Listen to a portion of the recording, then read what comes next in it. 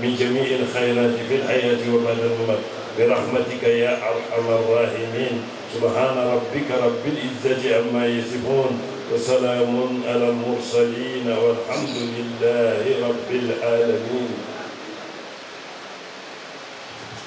الرحمن الرحيم الحمد لله رب العالمين. الرحمن الرحيم مالك يوم الدين. إياك نعبد وإياك نستعين. اهدنا الصراط المستقيم صراط الذين أنعمت عليهم غير المغضوب عليهم ولا الضالين. آمين. أسأل الله العظيم الذي لا إله إلا هو الحي القيوم. أسأل الله العظيم الذي لا إله إلا هو الحي القيوم. أسأل الله العظيم الذي لا إله إلا هو الحي القيوم. اللهم صل على سيدنا محمد الفاتح لما أغلق والخاتم لما سبق ناصر الحق بالحق والهادي إلى صراطك المستقيم وعلى آله حق قدره ومقداره العظيم. اللهم صل على سيدنا محمد الفاتح لما أغلق والخاتم لما سبق ناصر الحق بالحق وعلى آله المستقيم وعلى آله حق قدره ومقداره العظيم. إن الله وملائكته يصلون على النبي يا أيها الذين آمنوا صلوا عليه وسلموا تسليما. صلى الله تعالى عليه وعلى آله وصحبه وسلم تسليما. سبحان ربك رب العزة عما يصفون وسلام على المرسلين والحمد لله رب العالمين. لا إله إلا الله. لا إله إلا الله. لا إله إلا الله. لا إله إلا الله. ربي لا إله إلا الله. لا إله إلا الله. ربي لا إله إلا الله. لا إله إلا الله. ربي لا إله إلا الله. لا إله إلا الله. ربي لا إله إلا الله. لا إله إلا الله. مولاي صل وسلم دائما أبدا على حبيبك خير الخلق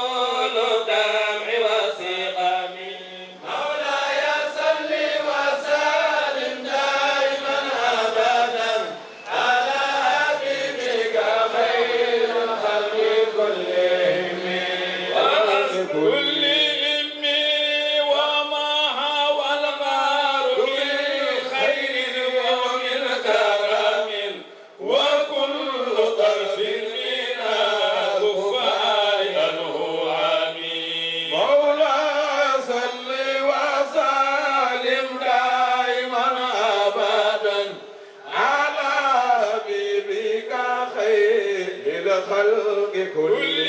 إمي فالصدق في الهار والصديق لم يريما وهم يقولون ما في الهار من عالم مولاي صل وسلم دائما أبدا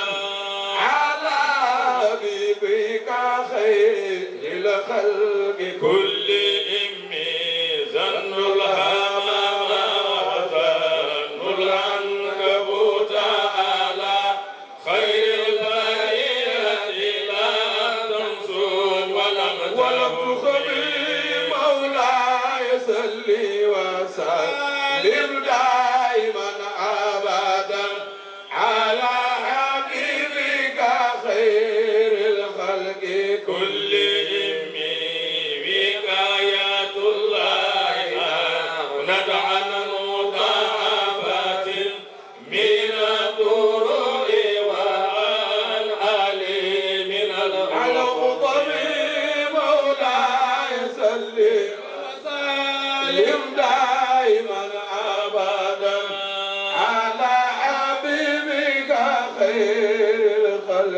كل إمي ما سامن الدار اللوينو نلالو عيوني اللوينو نلالو عيوني اللوينو نلالو جوهري اللوينو نلالو مفتقدر اللوينو نلالو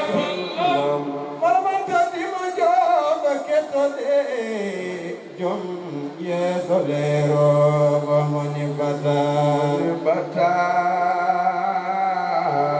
Nabalwi huwa nur insan al-khalaiq wal-hula Mislu isqad as-sana halan wa arhula والمسجد النفاو بساد عفولا وعبال ما شاء الله صباني ما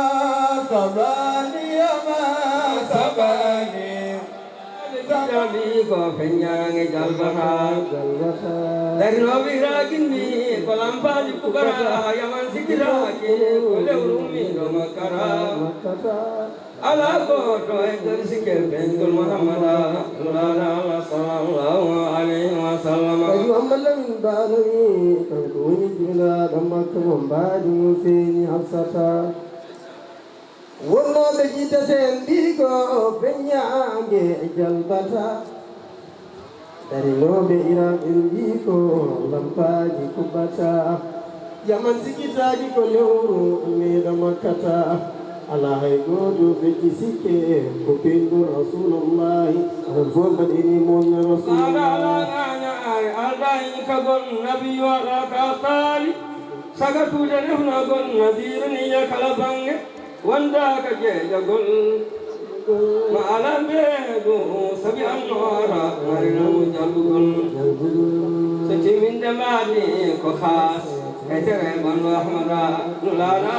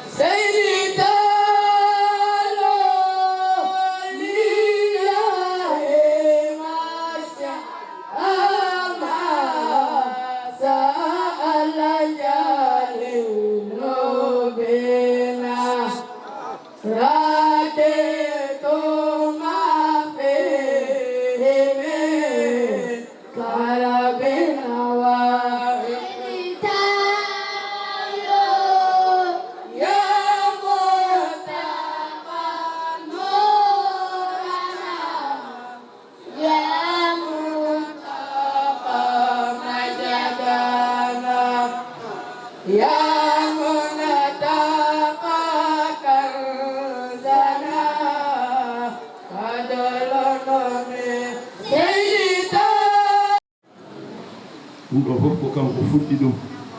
ko réalisation ji makko e himme makko e darde makko e yidde janngo heɓde baraji janngo kanko o ƴeewani aduna o ƴeewani ko dañete aduna o ƴeewi ko janngo ko ɗum ono gollantuno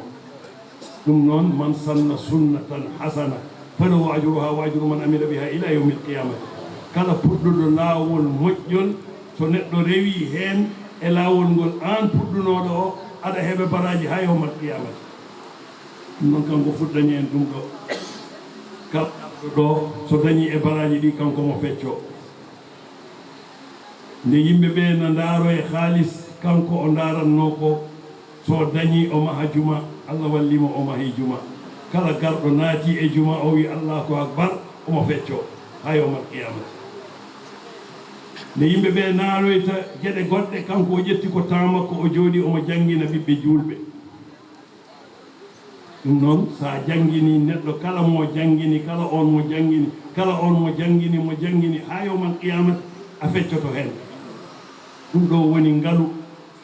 ɗum ɗo woni dañal ko heddi ko fof ko ɗo woppata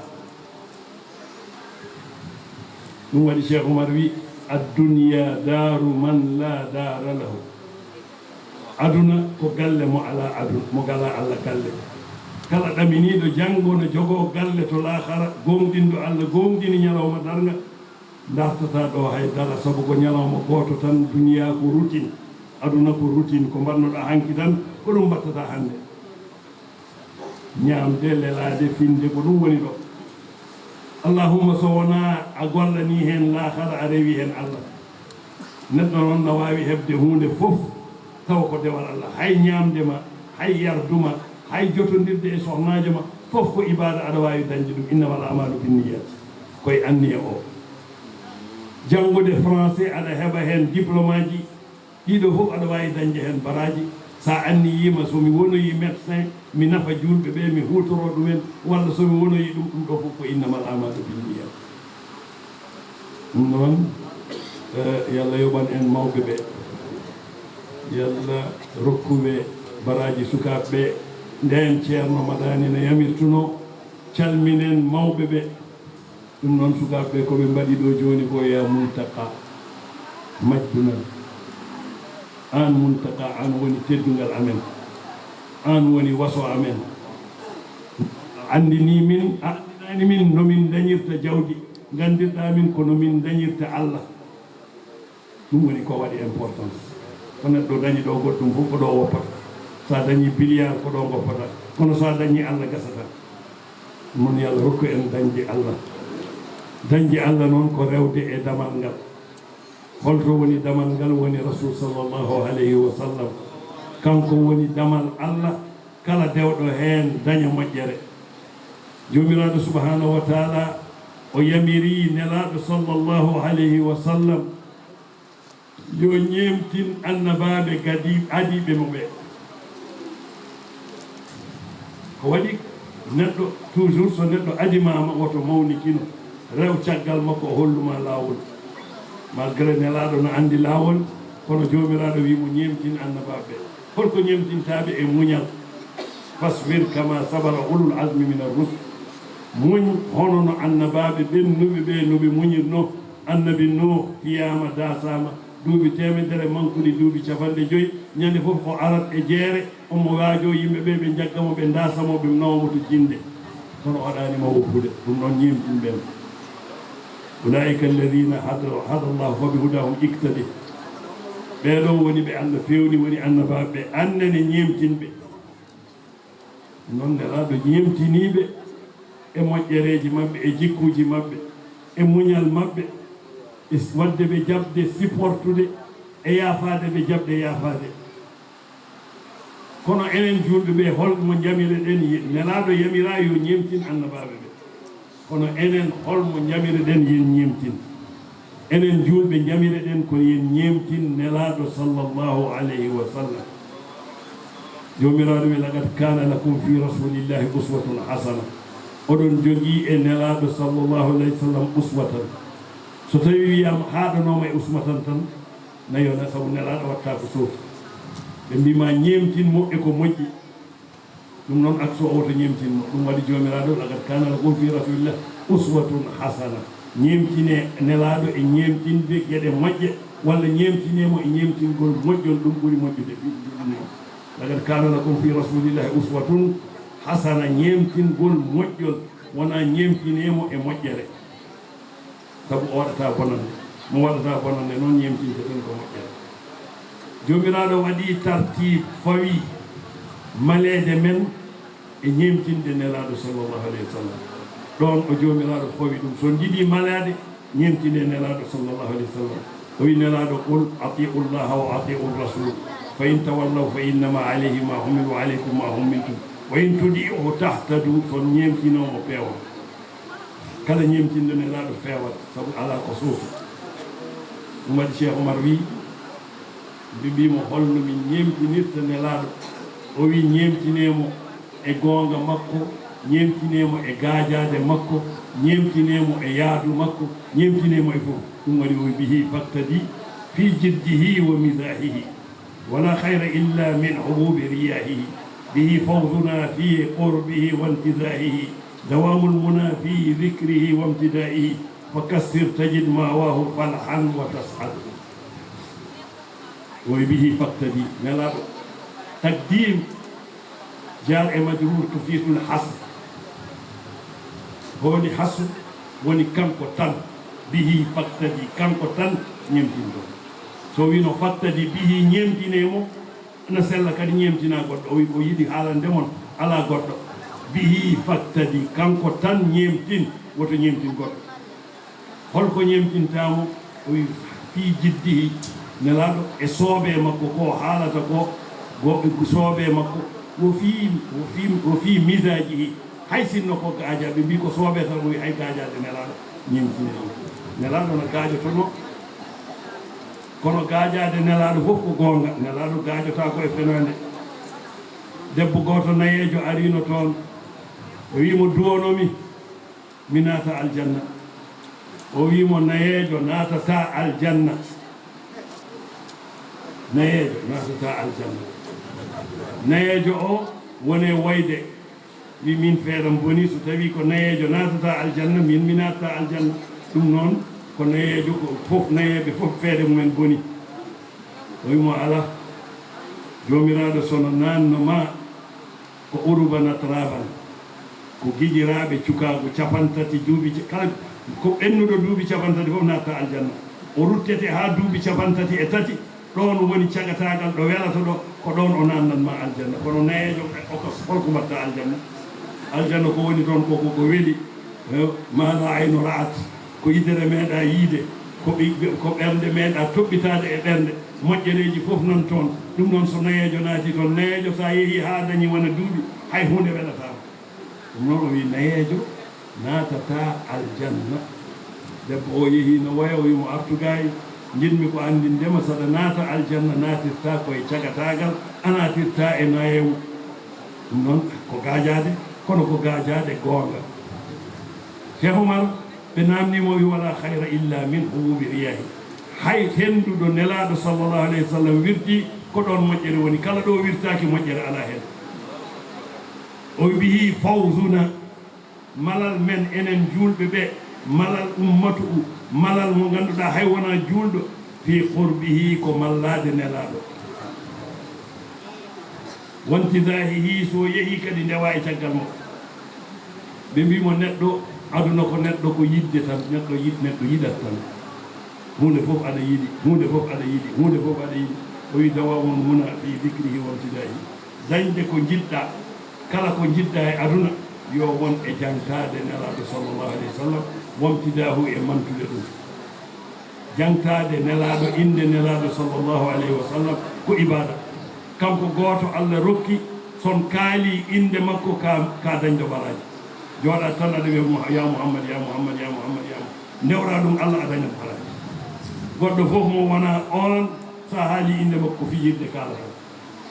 noon ɗum ko nelaɗo ɗum waɗi cheikh oumar wi dawawul muna fi dicrihi wamtidahihi baaji moƴƴere fof woni koye mantude nelaɗo e jangtade nelaɗo holko faɗata o wi fa kassir hebbin jangtade nelaɗo keewa ko juulata e nelaaɗo sabu ko moƴƴere tan dañata ibadaji fof dewe Allah fof so yeengo naati heen neɗɗo o dañata balaji ɗum waɗi Cheikh Oumar wi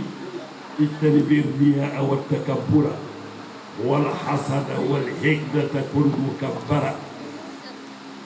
o wi kala jiɗɗo naatde aljanna yo rento ɗeɗo geɗe nayi so woni e neɗɗo o heɓata aljanna ko wawi wadde fof heɓata aljanna ɓe mbimo helɗin o ijtanibir riyaa rento yeengo so tawi holko woni yeengo aɗa rewa Allah aɗa yiɗa goɗɗo yo yiima heen jomiraɗo yiɗa rendidineede kala baɗɗo yeengo so ari janngo jomiraɗo wiyata ko ya emo baddannoɗa kam o Abou Diaw mo juulannoɗa sabu mum yaato makko o yoɓma ñande heen Abou Diaw ala ko yoɓata ala ko jogii ɗum noon ka pertuɗo ɓe mbimo hel goɗel gongel o wi attakabbur mawnikinaare rento mawnikinaare noon ko rafi men enen fof holko woni mawnikinaare nelaaɗo sifima ɗum ko hubbu zuhur ngara e dental mbiya ko fof mi feeña ngara e dental ko yeeso jooɗotomi sa ari tawi ne heewi ngara il faut tacca yimɓe ɓe walla gummina Abou Diaw mbiyamo e ummomi jooɗo itte feeñde walla wiide kala ko kalmi ko ɗum woni goonga kala ko puɗɗumi ko ɗum gasata kala komi fuɗɗani mi bonnat ɗum wonata ɗum woni mawnikinaare noon ko wutte Allah kanko wi al kibriyaw ridai wal azamatu idari man naza'ani qasamtuhu aw alqaytuhu fi nnar o wi mawnikinaare ko wuttam yiitaade hoore mum ko cakkalam kala pooɗondirɗo e am he gooto e ɗeɗo mi hela ɗum walla mi werlo ɗum e jahannama ɗum noon wutti Allah e ƴaani e neɗɗo cukeyel so ɓornimo wutti bammum doroke bammum wiyana yaha hen yanat udini Allah en ndentiɗo ƴiiƴam nelaaɗo sallallahu alayhi wa sallam tawama e meɗen wona gooto wona ɗiɗo o wi kanko khalifa o ɗum ko yettere Allah no feewi ƴiiƴam seydina Cheikh Tidiane Chérif radiyallahu taala anhu tawama e meɗen ɗum ɗon ko yettude Allah dendagal ɓesgu Cheikh Oumar o wi so wi ɓesgu Cheikh Oumar noon wona bamma ko Abdallahi Lamin Nour tan o faadi en ɓesgu Cheikh Oumar ko onon julɓe ko onon goni ɓesgu Cheikh Oumar alhamdulillahi ko onon jibin Cheikh Oumar ko Cheikh Oumar ne jibi noon onon dari caggal mako ha wayno wayni yo Allahu rokku en barke mako dental ngal on jarama ceernoyi moƴƴi o wi sa yi son ji o leeli arde ngantuuji jokkoyde enɗam lomtoyaade julɓe ɓe e hadaro hono ko wayni kono wona ɗum tan andudemo kanko ceerno so wirnima ni ko nden hunde ɓurata yuɓɓude ɓurata moƴƴude sibu lomtiɓe moƴƴude ene ɗo ko mbawi ko e ko ceerno wawi ko kamɓe e ceerno fof mbawdi ɗum e waktu goto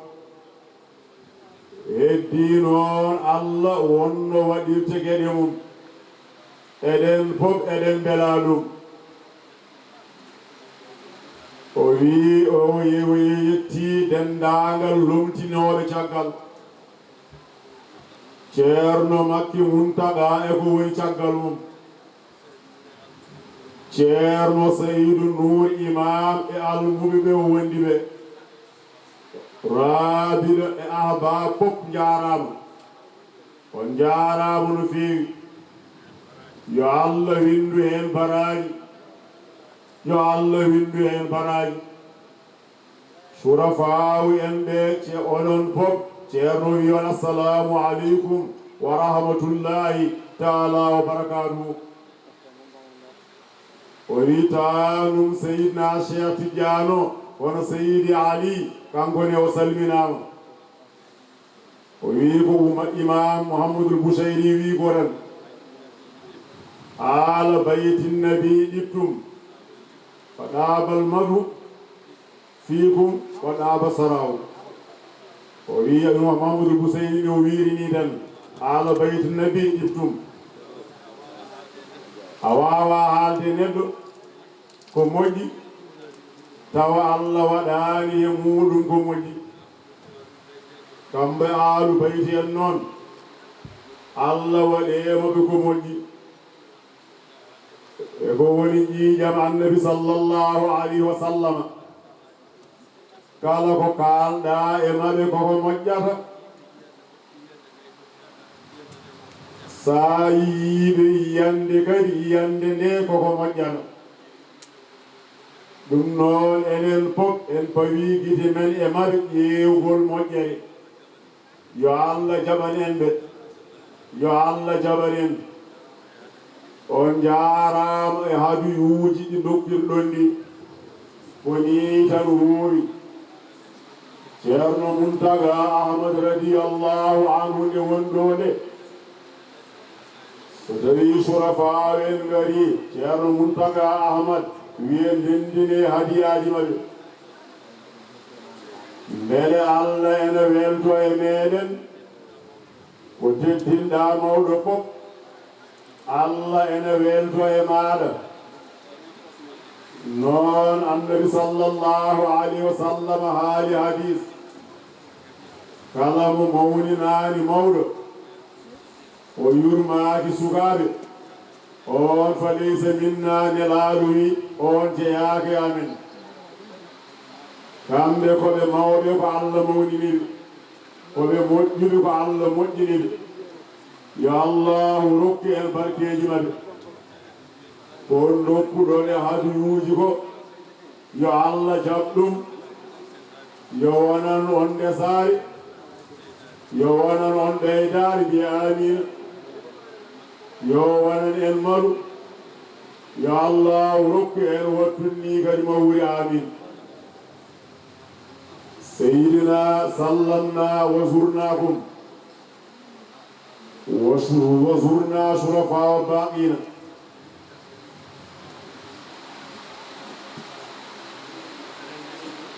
وبيا سيدنا علي أدرين ديو بتدوغل وبيو آن ونشيرو مبه فبانجي فردو وآن ونشيرو مبه بانجي آن ونشيرو آمين بانجي kala hen goto aɗen jippin ɗum jippirgal mum so tawi on gari hadaro oɗon tuuɗa hadaro oɗon tuuɗa ɓesgu hadaro oɗon kadi malna hadaruji ɗi kadi yo Allah waɗe mon barke waɗi barke jarama Qur'an wima Mamadou Ahmadou Qur'an winda Hamidu arannabi suwanano annabi hay goto dañata aduna romoje yasiduna Qur'an wima Mamadou Ahmadou Qur'an windere ila baba Adama hatoti Isa Junajatamadar nogasenengariya Sayyiduna Qur'an wima Mamadou Ahmadou Jalla billahi ila baba Adam hatti Isa Junajatamadar nogasenengariya Sayyiduna Qur'an wima Mamadou Ahmadou Jalla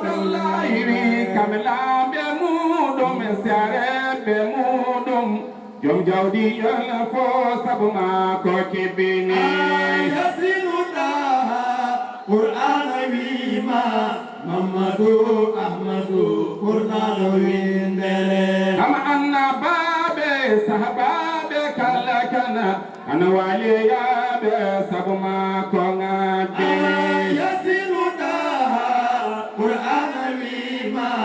Mamadou Ahmadou Kurna ayo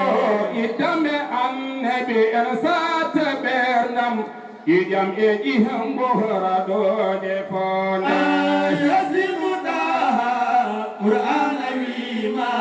Mamadou Ahmadou Kurna ayo kala kalo annabi kala jado annabi weltare nangame darberde da yasinu daha Qur'an wima Mamadou jam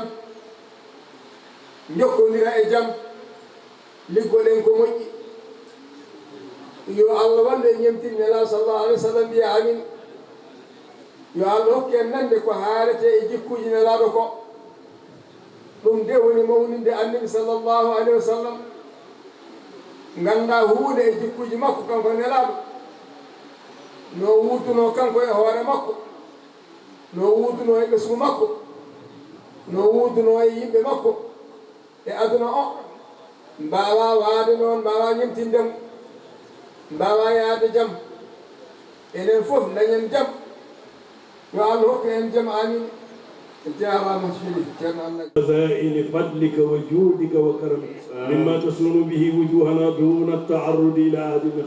من غير تعب ولا منة ولا تبعة لعد وسهل لنا سبيلا في عافية وتصلي على مسماها سرك وحبيبك وصراطك وسيفك وإجابك صلاة تملأ ما بين الخافقين وننال بها سعادة الدار والسلام على من أسري به من المسجد الحرام إلى المسجد الأقصى ما سبر سعادة من أسى ومن أطاع اللهم صل على سيدنا محمد الفاتح لما غلق والخاتم لما سبق ناصر الحق بالحق والهدي إلى صراطك المستقيم وعلى آله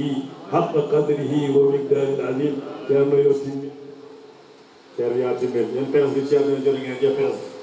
pers bi jërë ngeen jëf